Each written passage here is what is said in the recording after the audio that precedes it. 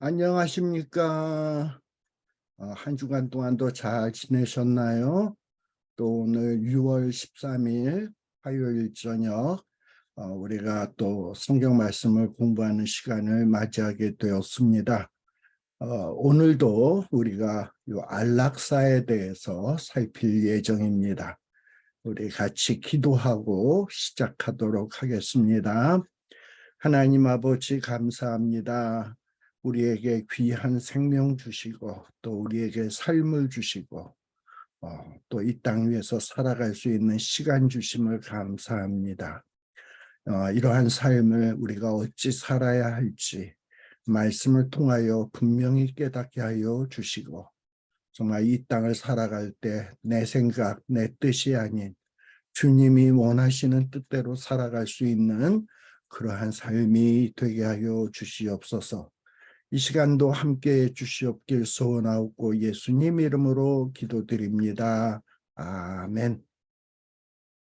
제가 화면을 전환하도록 하겠습니다.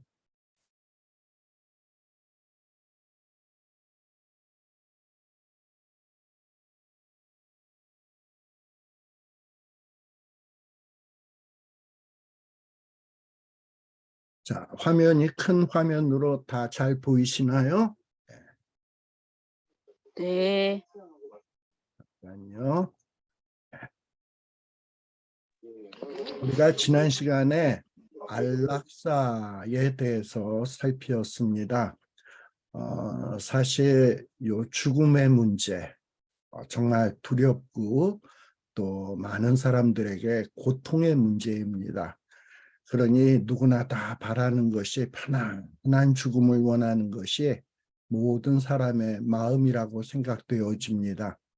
그런데 이런 안락사에 대해서 우리 크리스찬은 어떤 생각을 가져야 되나 하는 것을 분명히 정립해야만 정말 남이 보기에 모범이 되는 아름다운 죽음을 맞이할 수 있지 않을까 하는 생각을 하게 됩니다. 자, 안락사의 정의에 대해서 지난 시간에 살폈는데요. 이 안락사의 정의에 대해서 우리가 생각해 볼 것이 적극적인 안락사가 있고 그 다음에 소극적인 안락사가 있습니다. 그런데 이 적극적, 소극적 안락사를 어떻게 구분하느냐 할 때 우리가 일반적으로 적극적인 안락사, 소극적인 안락사 구분하는 방법, 또 의료계에서 말하는 적극적인 안락사, 소극적인 안락사가 이렇게 조금 다릅니다. 보통 안락사라고 하면은 어떤 신체적으로 병이 걸려가지고 극심한 고통을 겪는 사람, 육체적으로, 신체적으로 고통을 겪는 환자, 혹은 육체적은 아니지만 또 정신적인 고통을 겪는 환자들이 있어요. 근데 너무 고통이 극심하다 보니까 죽고 싶은 거야. 그래가지고 직접 본인이 직접 혹은 어떤 후견인, 이 후견인이라고 하면 의사가 될 수도 있고요. 무슨 간호원이 될 수도 있어요. 그래서 뭔가 본인이 직접 혹은 자기의 어떤 후견인을 통해서 내 생명 좀 끊어달라라고 요구를 하게 되고 그리고 그 요구를 듣고 의사가 직접 생명을 종결시켜 준다. 그러면은 내 의사를 죽여달라고 표현을 했기 때문에 내가 적극적으로 죽여달라고 얘기를 했기 때문에 의사가 죽여준 거거든요. 이런 거를 적극적 안락사라고 얘기해요. 일반적인 의미에서. 자, 그런데 내가 죽여달라고 요구를 했는데 의사가 직접 죽이는 것이 아니라 환자가 죽을 수 있도록 어떤 장치를 만들거나 약제를 준비해서 환자가 그 장치의 스위치를 탁 눌러서 죽도록 한다든지 어떤 약제를 준비해주면 그 약제를 본인이 탁 마시고서는 죽는다든지 그렇게 해서 이 환자가 자살하는 행위를 도와주는 이런 안락사 이런 거를 소극적 안락사다. 일반적인 의미에서요. 그래서 어떤 의사가 직접 죽여주느냐 하는 거는 적극적인 안락사고, 의사가 직접 죽이지 않고 본인이 의사가 마련해 준 장치나 약을 통해서 죽는 것을, 요거를 소극적 의미의 안락사다라고 얘기해요, 일반적으로. 그러나 의료계에서는 이 적극적 안락사와 소극적 안락사를 조금 더 다르게 좀 보고 있습니다. 어떤 의사가 직접 죽여주냐 아니면 의사가 준비해 준 것을 가지고 본인이 죽느냐에 의해서가 아니라, 요 적극적 소극적의 의미는 어떤 환자가 나 죽고 싶어요 하고 적극적으로 분명하게 언급을 했냐 안 했냐에 따라서 적극적 소극적 안락사가 구분이 되게 되는 거예요. 그래서 환자가 분명하게 나 죽고 싶어요 하는 의사 표명이 있으면 적극적 안락사라고 하고, 또 요 환자가 그야말로 어떻게 보면은 식물인간 상태라든지 뇌사 상태로 있으면은 본인이 의사 표명을 할 수가 없잖아. 그런데 어떤 주변에 있는 가족들이 이 사람은 이미 식물인간인데, 그리고 이 사람은 이미 뇌사 상태인데 죽은 거나 마찬가지인데, 근데 본인이 의사표명이 없었단 말이죠. 죽어야 될 본인.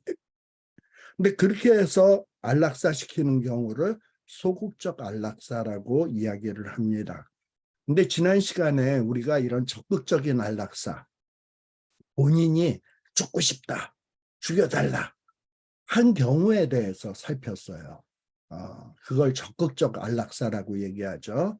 자, 그래서 지난 시간에 이 적극적 안락사는 과연 하나님의 뜻에 합한 것이냐?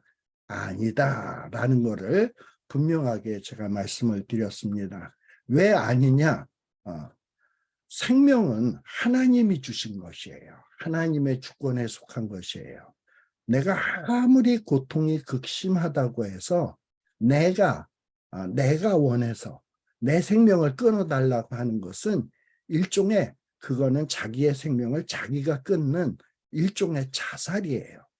그리고 내가 적극적인 의사를 표명해서 어떤 의사나 간호사가 내가 죽는 것을 도와주었다면 그 의사나 간호사는 자살 방조죄를 짓는 겁니다. 그래서 이것은 성경적 가르침이 아니고 하나님의 뜻에 부합하지 않는다라는 말씀을 드렸어요. 그런데 이 소극적 안락사, 내가 의사 표명을 할 수가 없어. 내가 지금 극심한 고통에 시달리고 있고 그야말로 정말 거의 뇌사 상태, 식물인간 상태에 있는데, 그런데 내가 의사 표명을 할 수 없어.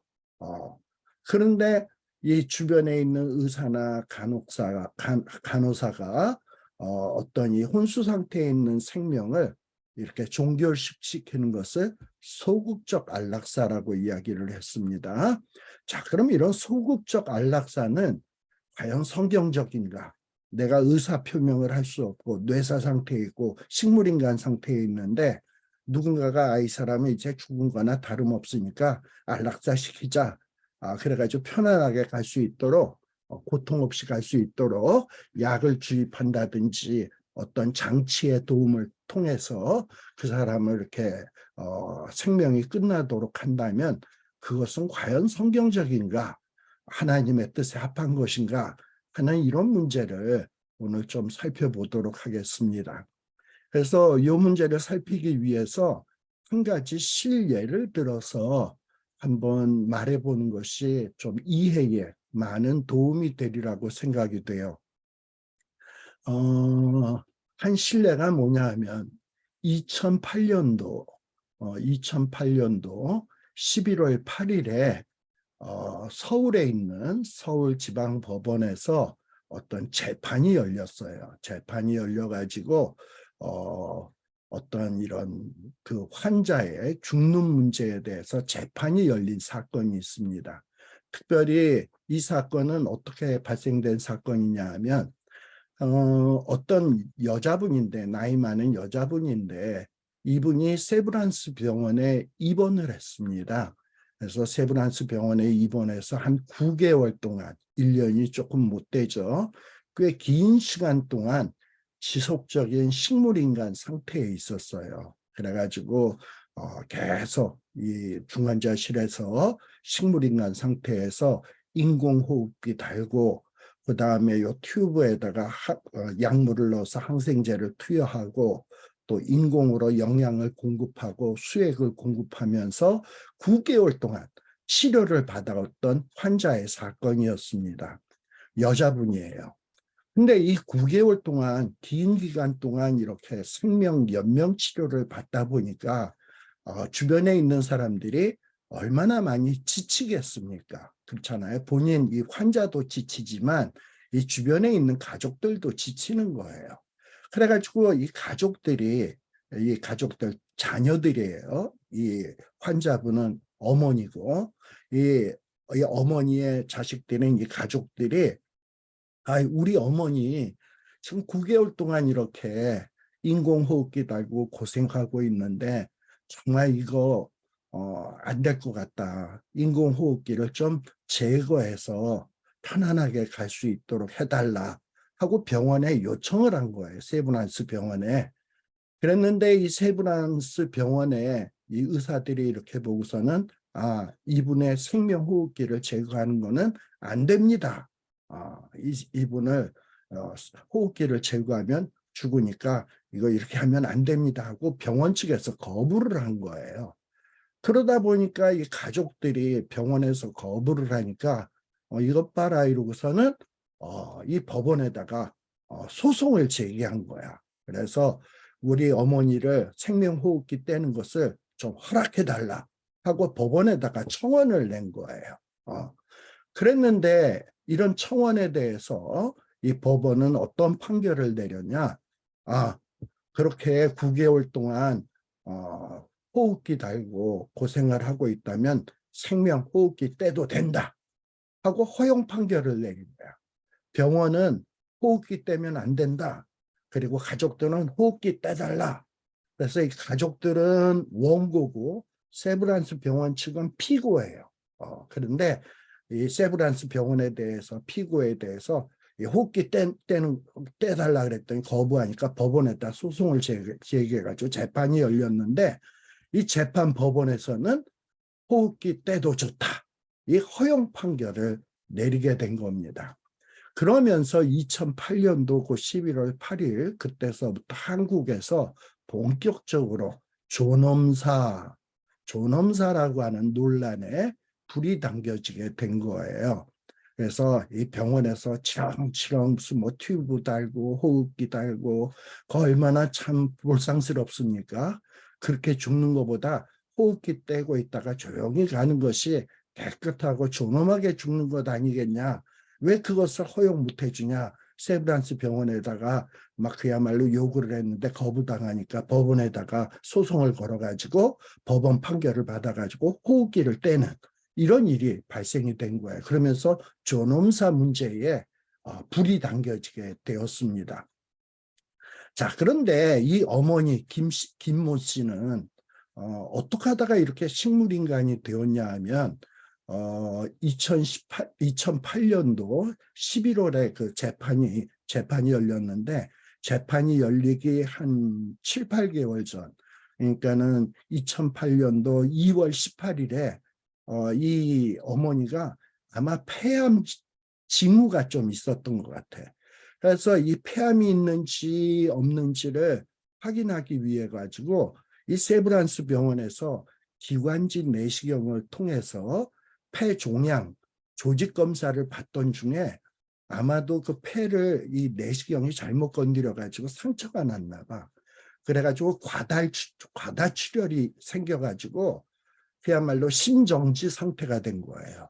그래서 심장이 정지된 후 지속적으로 식물인간 상태에 들어간 겁니다.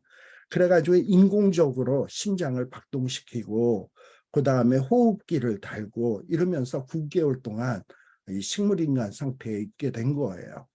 자, 그러다 보니까 이 가족들이 지치죠. 그래서 이 환자 가족들이 우리 어머님은 살아계실 때, 식물인간 이전 상태에 있을 때 이런 생명 연명 치료를 원치 않는다.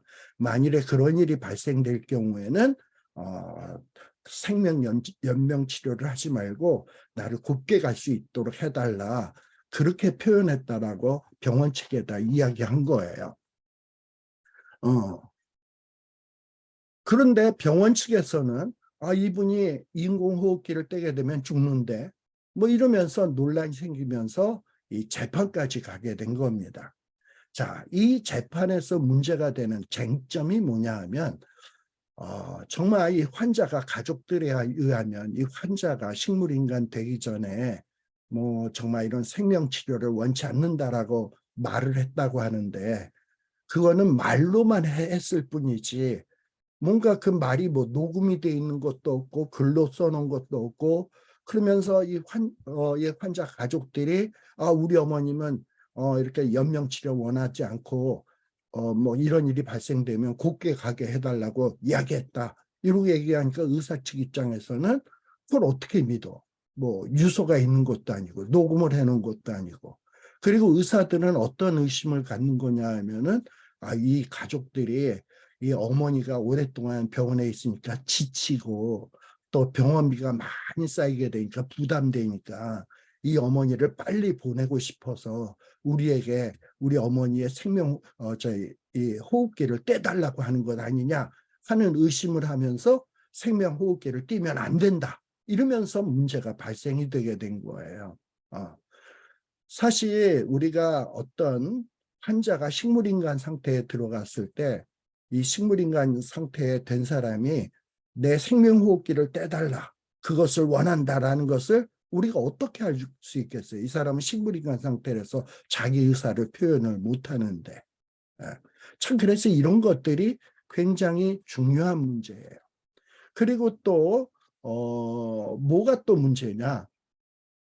지금 이 어머니 이 김모 씨가 지금 거의 식물인간 상태로 있다 이 말입니다. 그래서 이 의사들은 호흡기를 달아야 된다. 그리고 여러 가지 항생제 투여도 해야 된다. 수액도 넣어야 된다. 이러고 얘기를 하고 있는데 환자 가족들은 무슨 생각을 하냐면 그거 하면 뭐하냐 결국은 죽는데 의미가 아무 의미 없는 치료인데 그리고 이렇게 치료를 하다 보면 막대한 경제적 비용이 들어가고 또 어머니를 돌보는 가운데 정신적, 유체적으로 환자들이 고생을 하게 되는데 이게 뭐냐. 뭐 이렇게 생각하는 거예요. 여러분, 그 식물인간의 사람이라고 해서 그 사람에게 어떤 생명 연장하는 것이 과연 무의미한 겁니까?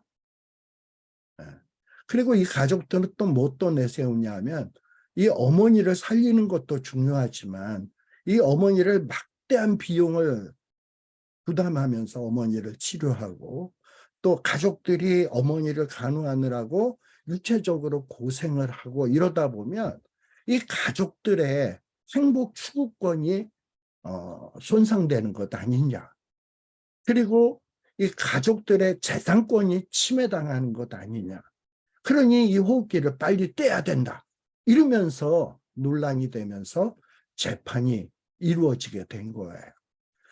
그런데 이 세브란스 병원에서는 이 피고 측인 세브란스 병원에서는 이 환자가 지금 식물인간이지만 정말 죽고 싶어 하는지 아니면 죽기 싫어하는지 식물인간 상태니까 우리가 그 의사를 확인할 수 없다. 그리고 이 호흡기를 떼면 이 환자는 곧 죽는다. 그러니 호흡기를 떼달라고 하는 이 요청을 우리가 받아들일 수 없다. 하고서는 거부를 하게 된 거야. 그러면서 이 환자 측과 갈등을 일으키면서 재판이 진행되게 된 겁니다. 그런데 법원에서는 이 환자 가족들의 손을 들어주면서 인공호흡기 떼도 좋다 하고 허용 판결을 내리게 된 거예요. 자, 그러면서 이 법원에서 이렇게 허용하게 된 판결 근거로서 어떤 이유들을 제시했냐. 자, 이제 아마도 이 세브란스 병원의 의사들이요, 이 어머니의 상태를 보고서 이 의사들이 여럿이 있었는데 의견이 좀 이렇게 나누어졌던 것 같아. 어떤 의사는 이렇게 뭔가 호흡기를 달고 있다가 보면 혹시 이분이 깨어날 수 있는 가능성이 한 5%는 된다. 살 수 있는 가능성이 신락 같은 희망이 있다. 그러니까 호흡기를 떼면 안 된다. 라고 얘기하는 사람이 있었고, 또 한편의 의사들은 뭐냐? 이분은 이렇게 호흡기를 달고 있어도 회복 가능성이 없어. 이러다가 죽어. 이러면서 어떤 의사들은 회복 가능성이 없다고 한 사람들이 있었던 거예요. 그래서 이 의사들의 의견이 둘로 나눠져 있었는데 법원 측에서는 희망이 있다, 회복 가능성이 있다라고 이야기하는 의사들의 이 소견은 무시하고 희망이 없다라고 하는 이 의사들의 소견들만 듣고 이 호흡기를 떼야 된다라는 이런 판결을 내리게 된 겁니다. 자, 근데 여기서 문제가 되는 것은 뭐냐? 법원이 이렇게 의사들의 의견이 이렇게 둘로 나눠졌을 때 회생할 가능성이 있다. 어느 한 의사는 그렇게 얘기하고 있고 어느 한 의사는 회생할 가능성이 없다. 이랬을 때 법원은 회생할 가능성이 없다라는 쪽으로 손을 들어줬잖아요. 예. 그러면 회생할 가능성이 없다라는 쪽의 그 주장을 받아들일 만한 근거를 제시해야 되잖아. 그런데 이 법원에서는 이 상반된 의사들의 소견이 있음에도 불구하고 어느 한쪽의 의견만을 듣고 그것을 인정하고 그 호흡기 때는 허용 판결을 했단 말이에요. 뭔가 근거를 제시하지 않고 회생할 가능성이 없다라는 확실한 근거를 제시하지 않고 회생할 가능성이 있다라고 주장하는 사람이 있는데 그 사람의 주장은 묵살을 하고 이러면서 판결을 내리게 된 겁니다. 자, 그러면서 이렇게 문제가 진행이 되게 된 거예요. 그래가지고 결국은 어떻게 했냐? 이제 이 문제를 놓고 세브란스 병원에서는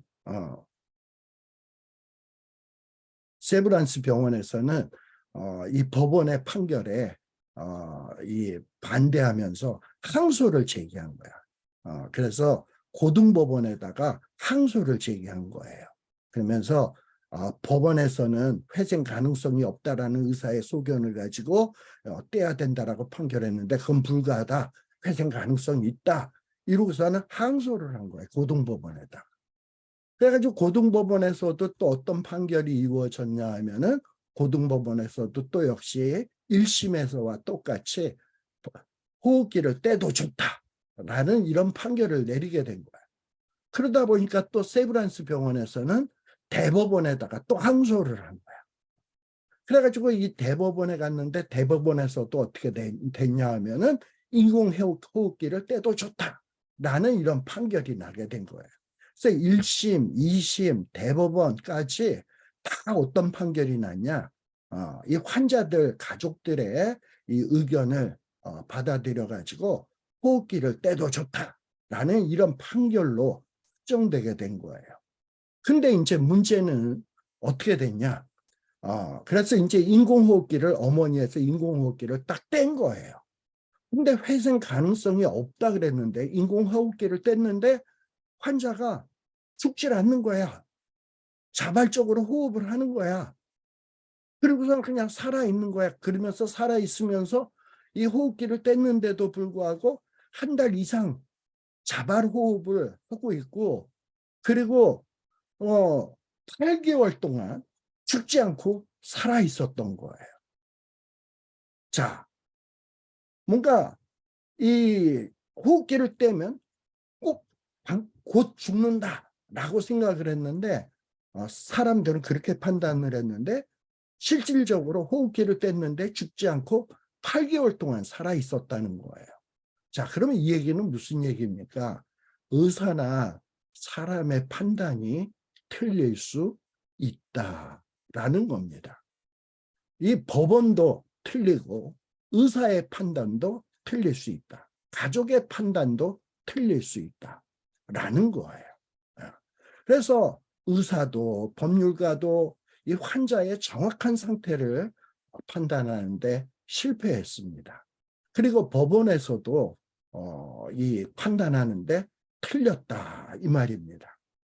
그리고 이 법원은 뭔가 호흡기를 떼도 좋다라는 이 판단의 근거로서 뭔가 조목조목 이유를 제시해야 되는데 회생 가능성이 없다라고 하는 의사, 회생 가능성이 있다라고 하는 의사들의 의견이 있었는데 회생 가능성이 없다라고 하는 사람들의 주장만을 받아들이고서는 그냥 그런 판결을 내리고 만 거예요.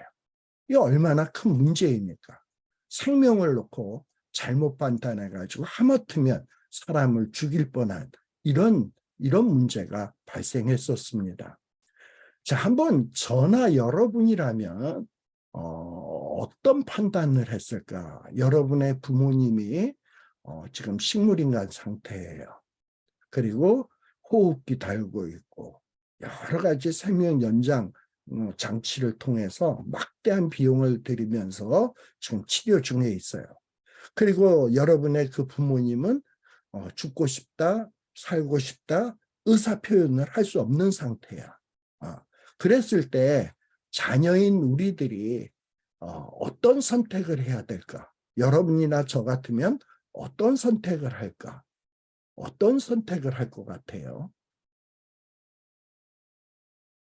사실 이 식물인간 상태의 환자는 이 환자 자신의 분명한 의사를 표현할 수 있는 길이 없어요. 식물인간이니까. 자, 그러면 이렇게 자기 의사를 표현할 수 없는 환자, 식물인간의 환자는 그 사람의 지금 그것은 정말 아무 의미 없는 삶인가? 의식이 없이 그저 심장만 뛰고 호흡만 유지하는 것이 과연 그것이 삶다운 삶이라고 할 수 있는 건가? 차라리 죽는 것만 못하지 않는가? 그런 판단을 내릴 수 있을까요?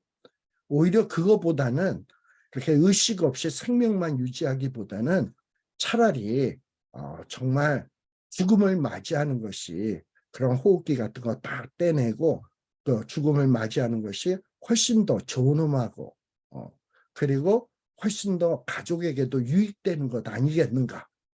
이렇게 할 때 여러분들은 어떤 의견이 옳다고 생각이 돼요? 식물인간 상태라도 무조건 살려야 된다. 지속해야 된다. 아니다. 식물인간 상태로 있다면 본인이 의사표현을 못했다 하더라도 호흡기 떼고 그리고 그분이 자연스럽게 갈 수 있도록 해줘야 된다. 어느 쪽이 여러분들이 옳다고 생각되십니까?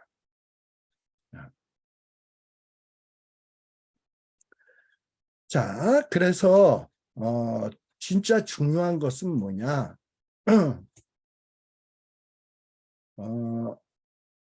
이 식물인간 상태의 환자는 자기 의사를 표현할 수가 없어요. 죽고 싶은지 살고 싶은지 식물인간이니까 우리가 판단할 길이 없어. 그러면 우리가 이분을 죽여야 될지 살려야 될지 어떻게 판단할 수 있겠습니까? 그리고 이분이 정말 죽고 싶은지 살고 싶은지 판단을 우리가 어떻게 하겠습니까?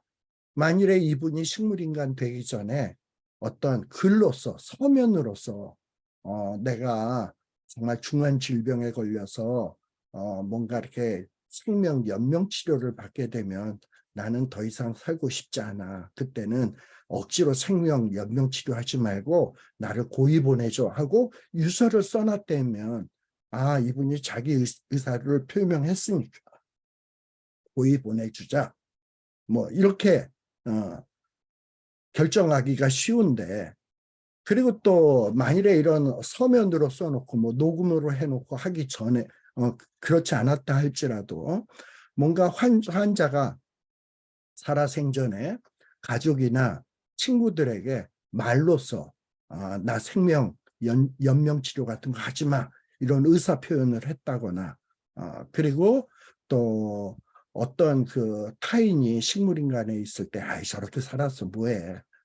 저럴 땐 빨리 죽어야지.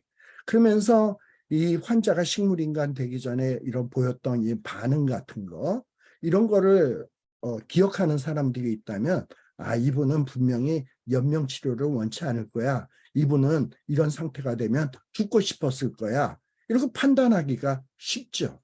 예.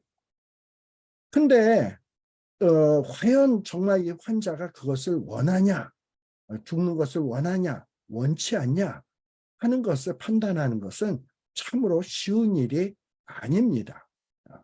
그런데 아까 세브란스 병원에 있는 사람들은, 그래, 세브란스 병원에 있는 병원 측과 그다음에 이 환자의 가족들, 법원, 여기에서는 어떻게 결정했냐? 이 어머니가 죽고 싶을 거야. 죽고 싶었을 거야. 그러니 호흡기 떼자. 병원에서는 안 돼요. 이랬더니 법원에다가 고소를 하게 되고, 법원에서는 환자의 가족을 들어주고 호흡기 뗍시다 하고 뗀 거예요. 근데 호흡기를 뗐는데 죽지 않고 8개월을 살아 있었다라는 겁니다. 그래서 이 문제를 곰곰이 생각해 보면 우리가 여러 가지 이런 안락사 문제, 특별히 소극적 안락사에 대해서 생각해 볼 부분들이 좀 많이 있는 것 같습니다. 자, 우리 세브란스 병원에 있었던 이 김모 여인은 식물인간 상태에서 자기 의사를 표현할 수 없는 상태였습니다. 그리고 근데 이런 상태에 있는 이 여인에게 생명호흡기를 떼는 이런 소극적 안락사를 시행하는 문제를 놓고 병원 측과 가족 간에 분쟁이 붙었던 거예요. 근데 법원에서는 이런 소극적인 안락사를 해도 된다라고 이렇게 허용을 했던 것입니다. 자, 그러면 지금 이 환자나 이 호흡기를 뗀 의사는 뭡니까? 아, 이 식물인간에 있는 환자가 아마도 죽기를 원했을 거야. 이러면서 생각을 하고 아마 호흡기를 뗐을 거예요. 그래야 또 마음도 편하지. 네. 자, 그런데 이 환자가 죽고 싶다. 내가 죽고 싶다 해서 내가 죽을 권리가 과연 환자에게 있는가? 라는 거를 한번 생각해 볼 필요가 있어요. 물론 지금 이 식물인간의 환자는 자기 의사를 표현할 길이 없어. 근데 살아생전에 나는 이런 생명연명치료 받지 않고 죽을 거야 하고 그렇게 결정해줘. 그래서 어떤 죽는 것에 대해서 자기가 결정할 권한이 과연 사람에게 있느냐 하는 거예요. 그리고 어떤 가족들이나 어떤 대리인들이 이 환자의 의사를, 식물인간의 상태에 있는 사람의 그 의사를 어떻게 분별하겠어요? 추정하여 판단할 것 아닙니까? 추정해서 아, 이분이 과거에 이런 말을 했으니까, 이런 태도를 보였으니까 아마 죽기를 원할 거야. 근데 과연 그런 판단이 항상 옳으냐 이 말이죠. 만에 하나라도 틀리면 무고하게 생명을 죽이는 일들이 발생하는 것 아니겠습니까? 그렇지 않겠어요? 네. 그래서 아무튼 이 세브란스 병원 문제는 심각한 문제를 일으켰던 거예요. 제가 아까 1심에서 이 환자 가족들의 손을 들어줘서 호흡기를 떼라 라는 이런 판단을 했다 그랬죠. 그랬더니 여기에 병원 측에서는 불복해서 고등법원에 항소를 하였습니다. 그래서 이 고등법원에서는 2009년 2월 10일자 한 3개월 더 아까 2008년도 한 8, 9월경에 2008년 11월경에 1심이 열렸는데 2009년 2월 달에 이제 항소심 고등법원에서 재판이 열렸어요. 근데 이 고등법원 재판에서도 어떤 판결을 했냐? 1심을 받아들이면서 원심 판결을 확정을 했습니다. 그래서 호흡기 떼도 좋다라는 판결을 내렸어요. 똑같은 판단을 내렸습니다. 근데 이 항소법원에서의 조금 1심과의 차이점이 하나 있는데 이 항소법원에서는 뭐라고 얘기했냐? 이제 그 호흡기를 떼도 좋긴 좋은데 그렇게 떼도 좋는 것으로 허용은 하는데 몇 가지 짚고 넘어가야 될 것이 있다. 뭔가 환자의 상태, 과연 식물인간의 상태를 어떤 상태를 식물인간이라고 할 것인가. 그 다음에 이 환자가 죽고 싶다라는 것을 무엇에 의해서 죽고 싶다라고 판단할 수 있는지 그런 근거가 명확해야 된다. 그래서 앞으로 이러한 재판이 열릴 경우에는 환자 상태, 식물인간의 상태가 희망이 없는 상태인지 희망이 있는 상태인지를 어떻게 판단할 것인지, 그리고 환자가 죽고 싶다라고 했는지 살고 싶은지 그것을 어떻게 판단할 것인지 이런 거를 심각하게 따져봐야 된다. 그리고 이런 문제에 대해서 입법의 필요성을 강조했어요. 그래서 무엇을 식물인간이라고 한다. 그리고 무엇을 환자가 죽고 싶다라고 판단을 한다. 그리고 살고 싶다라고 판단하는 경우는 어떤 경우다. 이거를 법으로 명시해야 된다라고 이 항소법원에서는 이런 의견을 제시하게 된 것이 이 항소법원에서의 어떤 판단이었습니다. 그러면서 이분들은 이 항소법원에서는 어떤 이야기를 했냐? 예를 들어서 이분이 식물인간 상태에 있다. 회생 가능성이 있는지 없는지를 판단할 때는 어떤 한 명의 담당 의사만의 판단으로 결정지어서는 안 되고, 그리고 어떤 한 병원의 판단만으로 해서는 안 되고, 제3의 중립의료기관 또는 병원 윤리위원회 같은 심의를 걸쳐서 이분이 식물인간인지 아닌지를 판단해야 된다. 그래서 이 판단을 너무 단순하게 이분은 희망이 없어, 희망이 있어 이렇게 어떤 한 의사의 의견만 듣고 판단할 것이 아니라 더블 체크 아니면 트리플 체크, 그리고 병원 윤리심의위원회를 통해서 판단을 통해서 여러 사람의 의견을 통해서 판단을 해야 된다. 라는 이런 의견을 제시하게 된 거예요. 그리고 또 환자가 과연 죽고 싶다라는 표현을 이 식물인간에 있는 사람은 자기 의사를 표현하지 못하잖아요. 그런데 가족들이 우리 어머님은 살아생전에 생명 연명장치 같은 거 원치 않았어요. 그러고서 얘기로 의사들한테 얘기한단 말이죠. 그러면 그 의사들은 그 얘기만 딱 듣고 그랬어요? 가족들의 얘기를 탁 믿고 판단해서는 안 된다라는 거예요. 그래서 가족들의 단편적인 언급하는 말만 듣고 뭔가 구체적인 상황을 좀 더 주도 면밀하게 생각해 보지 않은 채 이렇게 결정을 하면 안 된다라는 거예요. 왜냐? 이 환자들이 환자의 가족들이 이 어머니를 식물인간 상태로 유지하는 것이 너무 경제적으로 비용이 많이 드니까 의사에게 거짓말했을 수도 있다라는 거지. 경제적인 부담이 크니까 우리 어머님은 살아생전에 이런 거 받기를 원치 않았어요. 사실은 어머니는 어떻게 썼든지 살고 싶은 게 어머니의 마음인데, 근데 가족들은 경제적인 부담을 겪고 싶지 않으니까 우리 어머님 이거 원치 않았어요. 이러면서 얘기를 하면 그렇게 단편적인 이야기만 듣고서는 의사가 이분은 죽고 싶었구나 이렇게 판단하면 안 된다는, 이것도 훨씬 더 뭔가 신중한 판단을 거쳐서 해야 된다라는 것을 의견으로 제시한 거예요.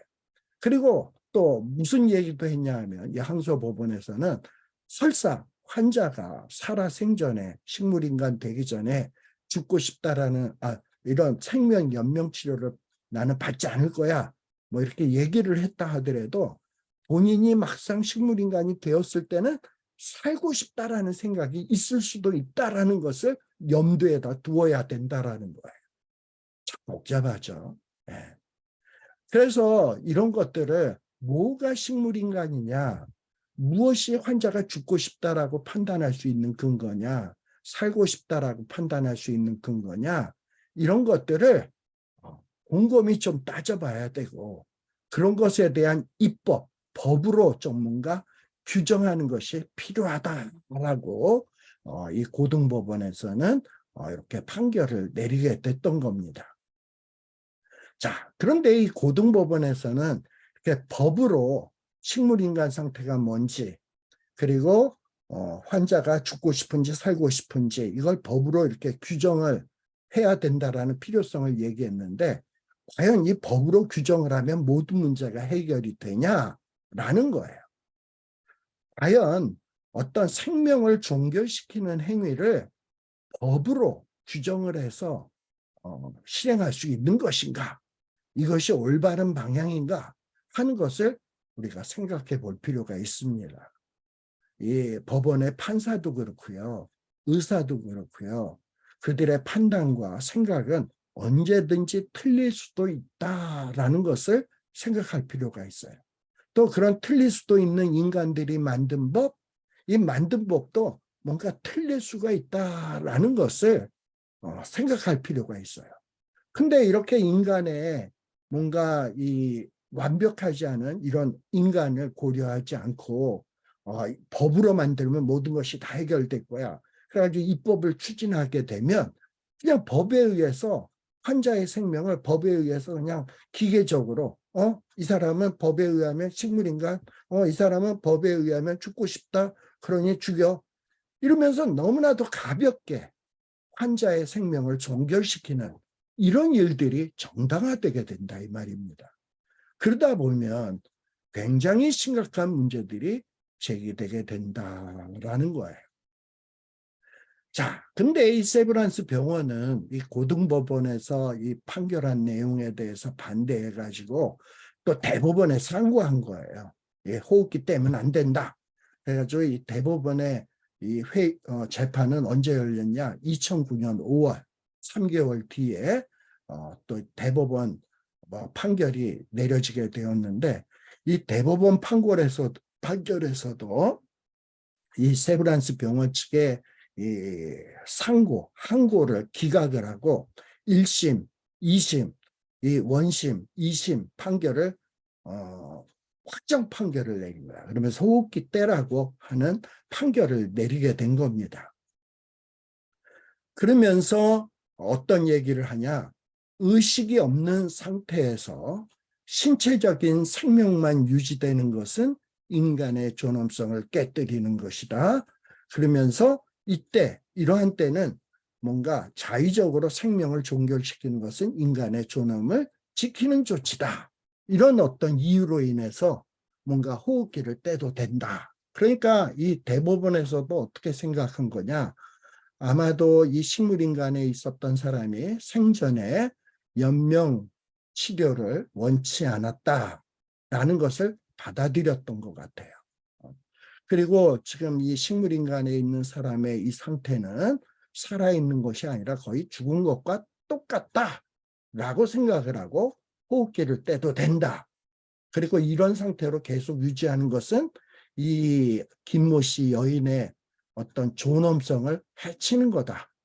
그러니 호흡기를 떼서 존엄하게 죽도록 만들어 줘야 된다라고 이렇게 판결을 내리게 된 거예요. 그렇지만은 또 이 대법원에서는 또 자기네들이 이런 판결을 내리면서 또 뭔가 또 문제가 되면 안 되잖아. 그러다 보니까 이 대법원 판사들 가운데 소수 반대 의견도 제시를 했어요. 그러면서 소수 반대 의견의 얘기는 뭐냐? 이런 얘기를 했어. 뭐냐 하면 1심에서 보니까 의사들의 의견이 둘로 나뉘더라. 둘로 나뉘는데 한쪽은 회생 가능성이 있다 그러고 한쪽은 회생 가능성이 없다고 얘기하는데, 이렇게 의견이 나누어졌을 경우에는 이 부분에 대해서 좀 더 신중히 생각을 해야 된다. 이런 필요성이 있다. 그러면서 어떤 이 소수 의견의 이야기를 소개를 했어요.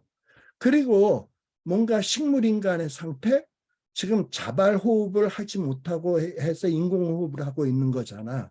그래서 인공호흡을 하는 것은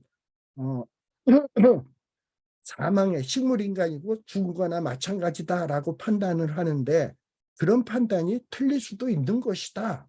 이러면서 대법원에서는 우리가 함부로 식물인간이 죽은 거나 마찬가지다라고 판결 내리는 것은 굉장히 위험한 일이다라는 점도 이렇게 지적을 했습니다. 네. 사실요, 어떤 뇌사로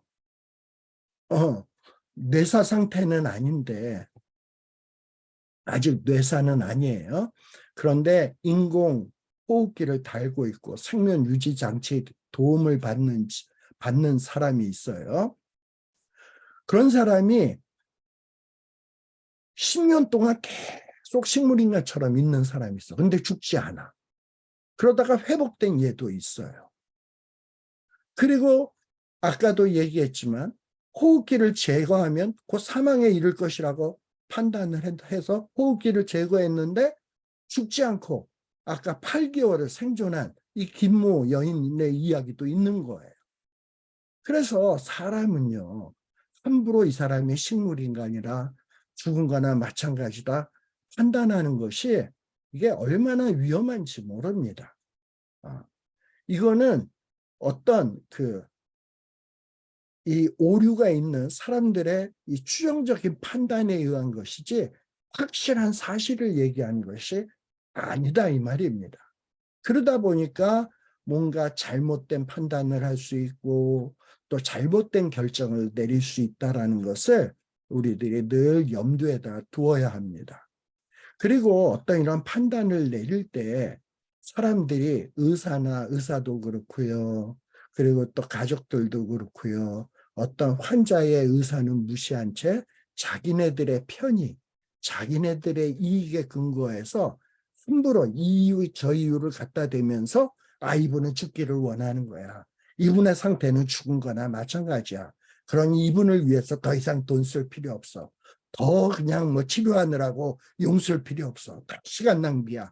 이러고선 환자를, 불편한 이 환자를 그냥 안락사시키는 이런 악용할 수 있는 이런 위험성이 너무나도 많이 있다라는 겁니다.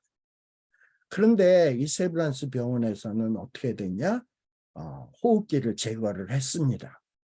그런데 환자는 이 호흡기를 제거한 뒤에도 죽기는커녕 자발적인 호흡을 유지했고 입도 발도 움직이는 이런 상태를 보였어요. 그래가지고 뭔가 이 환자 가족들의 생각도 틀렸고 그리고 또 의사의 가운데 희망이 없다라고 판단한 의사의 판단도 틀렸고 법원의 판단도 틀렸다라는 것을 실증적으로 보여준 사례가 있었습니다. 그래서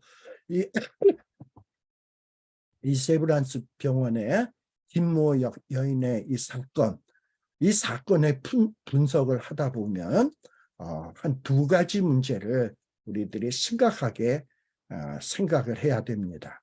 그게 뭐냐? 식물인간의 상태에 있는 환자가 정말 식물인간이고 더 이상 희망이 없는 환자인가? 그걸 어떻게 판단할 건가 하는 이런 문제예요. 그리고 지금 이 식물인간에 있는 환자는 자기가 죽고 싶다, 살고 싶다라는 것을 식물인간 상태에서는 자기 의사를 표현할 수가 없어. 그랬을 때 과연 이 식물인간에 있는 사람이 죽고 싶다, 살고 싶다 판단을 이런 환자의 가족들이나 의사가 어떻게 판단할 것인가, 어떻게 그것을 분별할 것인가 하는 것이 중요한 이슈예요. 자, 뭐가 식물인간인가? 과연 환자가 죽고 싶은가, 살고 싶은가? 이 판단을 어떻게 할 것인가? 이것이 굉장히 중요한 문제다라는 겁니다. 자, 그런데 우리가 여기서 생각해야 될 것은 뭐냐면,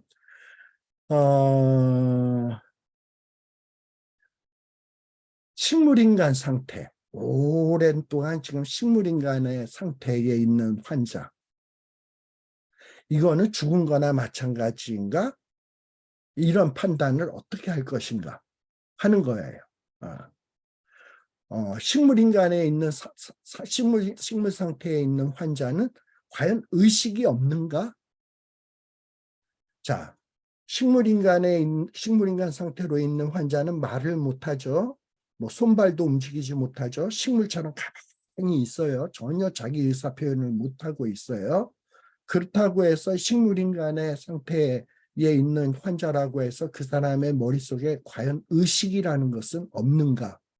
뭐 하고 싶다, 살고 싶다, 죽고 싶다, 쟤네들이 왜 나를 내가 식물인간이라고 해서 빨리 죽이려고 하지?